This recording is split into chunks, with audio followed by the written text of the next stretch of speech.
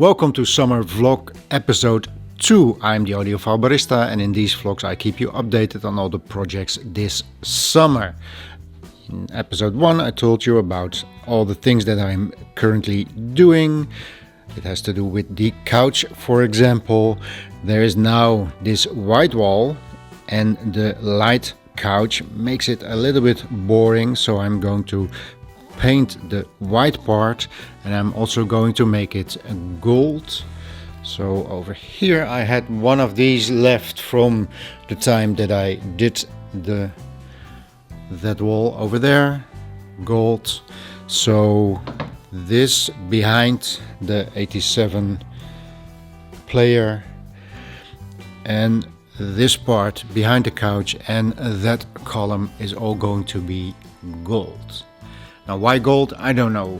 From a long time ago I started having one wall in my house painted gold. I just like it and I kept it like that, and I think it's a little bit alive. You see, it's light over there, it's dark over there, it reflects some light. It is just not like a boring plain color. It is, well, I call it, it's a little bit more alive. Anyways, behind the couch you now see this little table that I had over there and the flower stand. Now this is going to be one big tabletop all the way to the curtains, and I think that the Grundig loudspeaker boxes will be on there, the plant will be on there. But also, because this couch is a little bit closer to the rear wall, the projector is also a bit closer to you, so I'm going to move that one up a little bit, and hopefully the material that is being used for this tabletop, I want to have the same material be a new platform for this projector, because this looks ugly. It was a quick DIY when I got the new projector, and I thought, well, I'll change it in a few months. I want to have it up now, and you know, 3 years later it is still like that. So that is also going to change.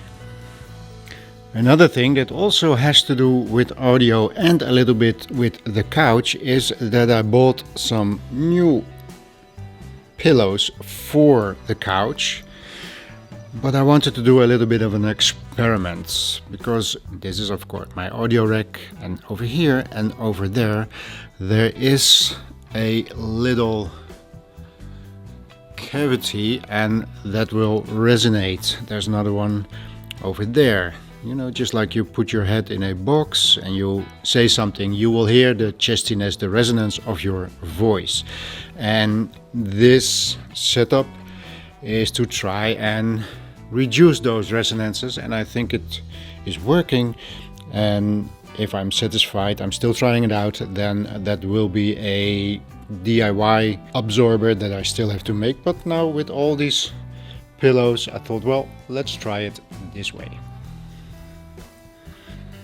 So another thing that I changed is behind the rack over here, this long plank that is just an IKEA plank, one of those shelves that you put on the wall and it looks like they are floating. And the main reason that I have that is because I want all the power, and over there is more power, I want all the power on another level as all the analog interconnects, speaker cables, things like that. So there is a separation of power cords and analog cords. So that is working. Of course it could be even more beautiful, but will also be more cost. So for now this is just okay. And if you look from the front,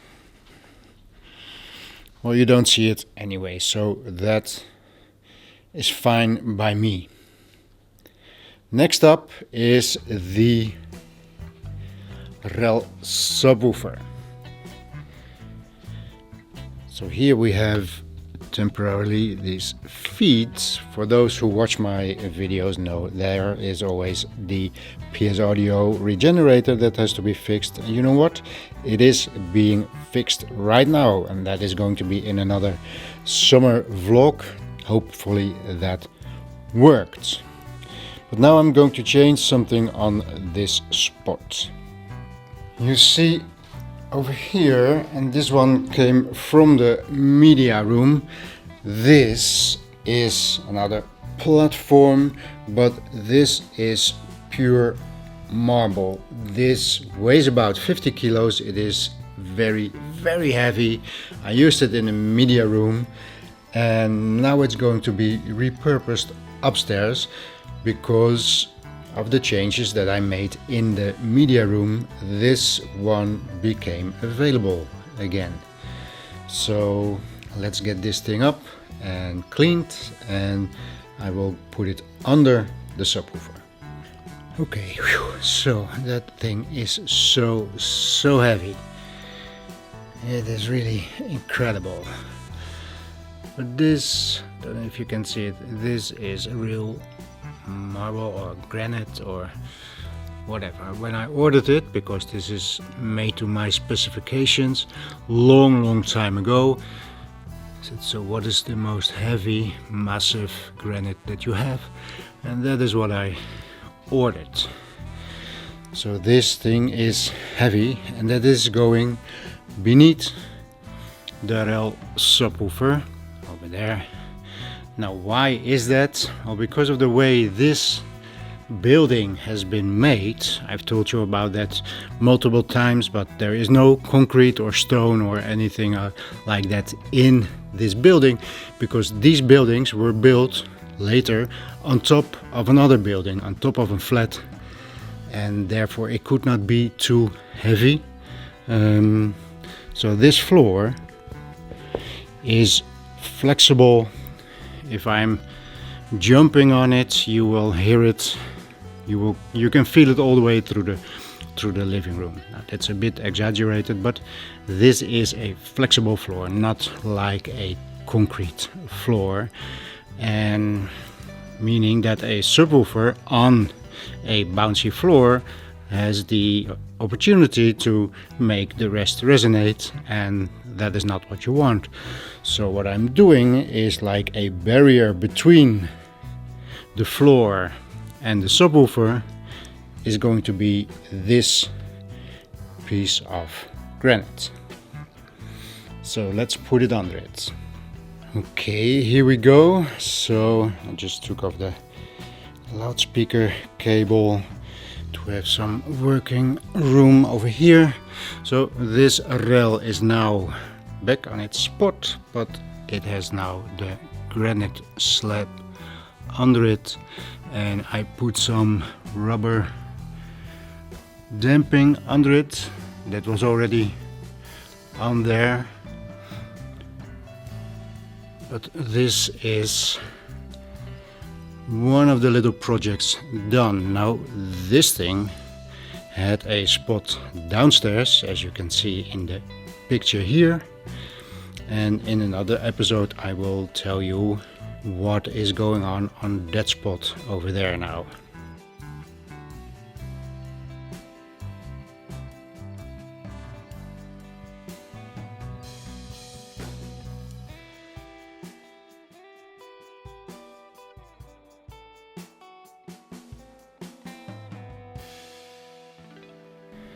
So we created a little bit of room here, but it's just a tiny beginning. Let's move on.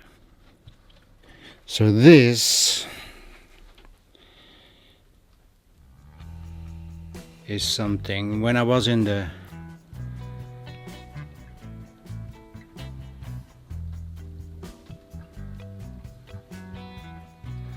DIY market, I found this on sale for the price of 2, so I thought, well, why not just try it? And hanging these up, especially in these cardboard walls, I would say, this is very easy because you can just take a screw. I got some black screws, so there is a screw over there, but you can't really see it. unless you know it.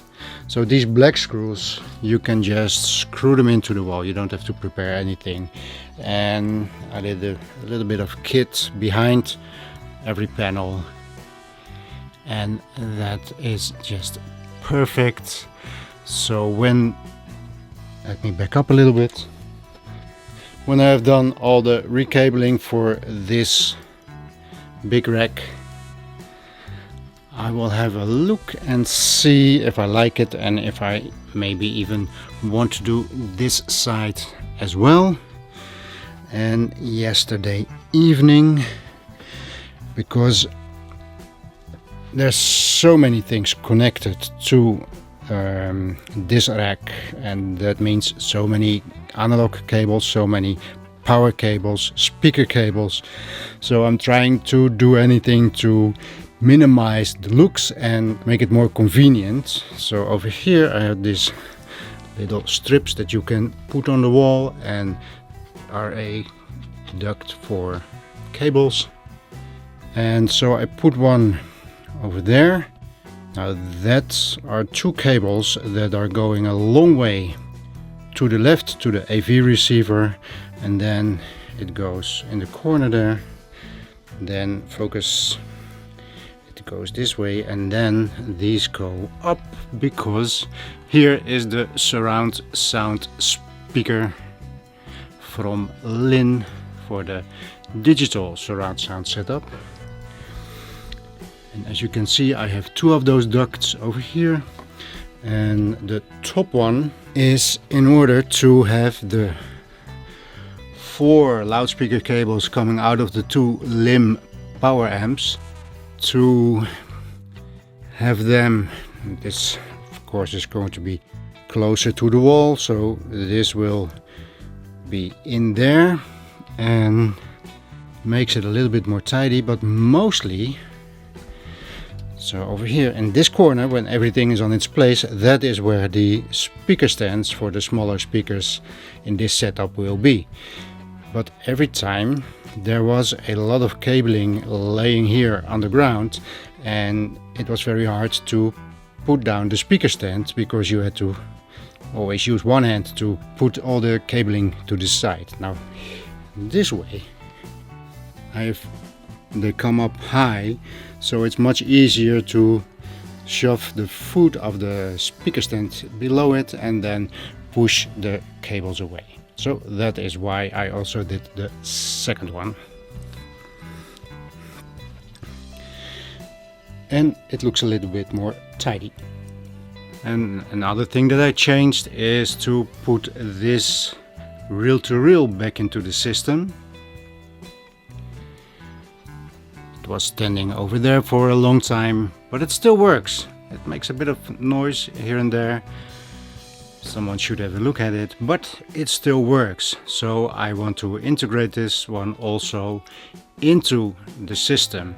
Now, last time I told you about this switch box for all my CD players. Now it turned out that some of those CD players, they don't function very well, so I changed that idea, and now I have this CD player on 1, then 2 is going to be the reel-to-reel.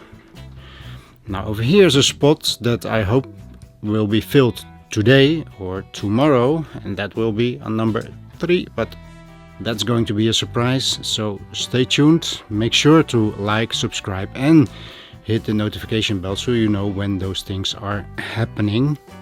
And for those who did not see the first episode, this is a 5-in, 1-out. So I can connect all kinds of equipment to that little box, 5 at maximum, 4 of them. Here, let me take this. Let me show you. 4 of them with normal connections, and 1 connection on the front side. One of the nice things of these kind of projects is that you have to move all kind of things, and then you run into stuff that you knew you had, but you haven't looked at it for such a long time that it is like a new discovery. So years and years ago I got a big bag, a big shopper bag full of 45s. Oh, this is not a 45, this is CD video Dire Straits, so let me put that to the side. 45s. Now some of it was garbage, some of it was okay, some nice things, but some of them had their sleeve still, and some of them were even without sleeve. So I picked up these white sleeves and the plastic covers, and then I put it in there. So this is The Bachelor's True Love for Evermore. So these white ones are pretty nice. Here we have some nice, can you see that? Stevie Wonder, You Are the Sunshine of My Life.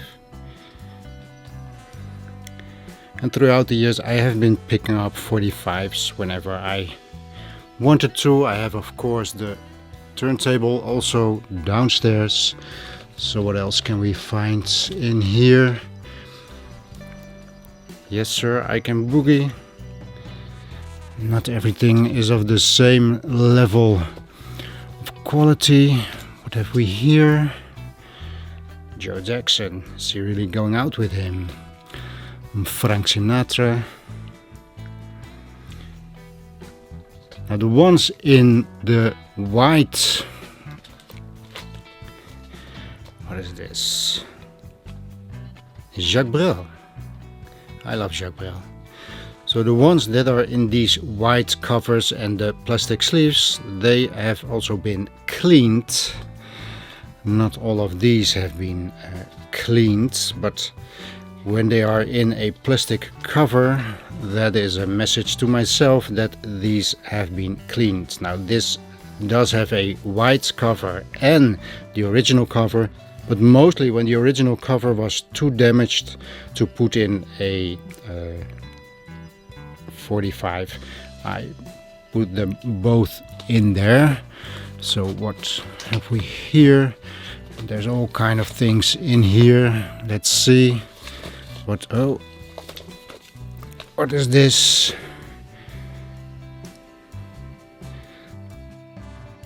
But look at this wonderful artwork.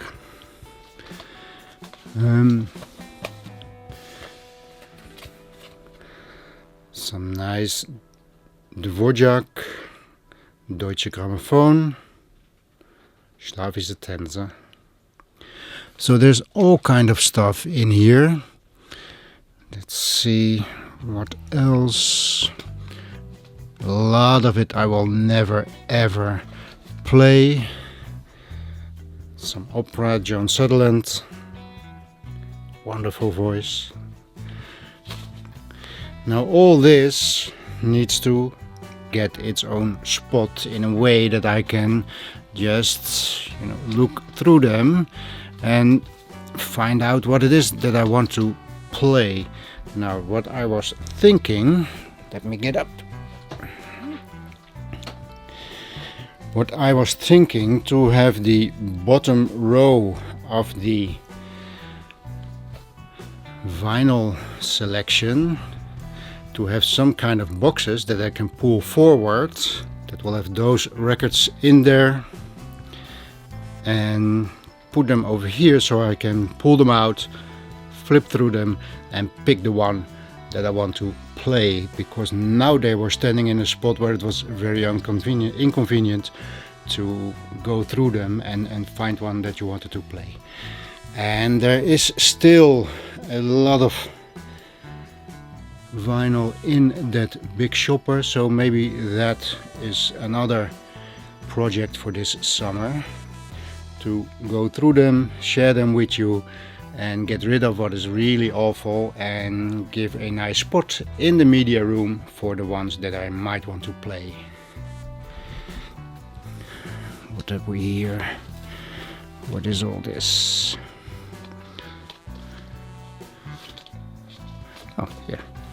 Nancy Sinatra. So this is really some nice things in here and some garbage in here, but it's a joy to for the Dutch people. They will know this one, Grupo Sportivo. This is a Dutch group, and funnily enough, a few weeks ago we went on a cycling tour, a guided cycling tour through Rotterdam, and every now and then we would stop and there would be like a musical performance, and there was a trio. Let me put a clip in it in the video here, but the bass player from this group, because this is long ago, that is an old guy by now, so the bass player from this group was in that trio.